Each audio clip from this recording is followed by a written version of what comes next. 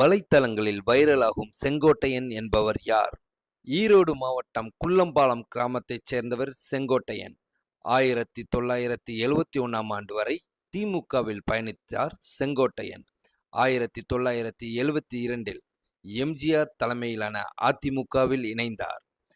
1975இல் கோவையில் நடைபெற்ற பொதுக்குழுவை சிறப்பாக நடத்தியதால் எம்ஜிஆரிடம் நற்பெயரை பெற்று கவனம் ஈர்த்தார்.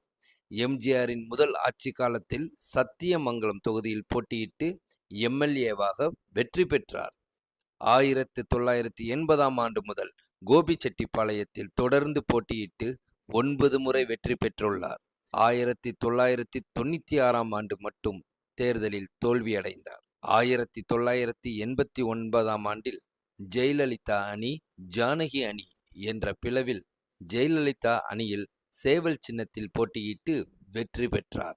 2016 முதல் 2021 ஆண்டு வரை எடப்பாடி பழனிசாமி அமைச்சரவையில் பள்ளி கல்வித்துறை அமைச்சராக பொறுப்பேற்றார். எம்ஜிஆருடன் பிரச்சாரத்திற்கு செல்வது, ஜெயலலிதா பயண திட்டங்களை வகுப்பது என்று முக்கிய முகமாக இருந்திருக்கிறார். கருணாநிதி, துரைமுருகன் வரிசையில் அதிக முறை சட்டமன்ற உறுப்பினரானவர் செங்கோட்டையன். அதிமுகவில் சூப்பர் சீனியராக இருந்த இவர் பொதுச் செயலாளர் எடப்பாடிக்கும் சீனியர்.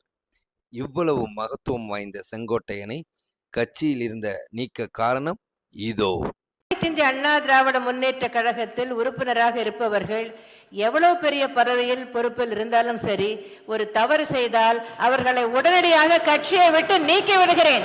அதிமுகவை பொறுத்த வரைக்கும் யார் துரோகம் செஞ்சாலும் சரி, தலைமைக்கு உடைய கருத்தை அவர்கள் முழுமையாக கடைபிடிக்காவிட்டால் யாராக இருந்தாலும் உரிய நடவடிக்கை எடுக்கப்படும்.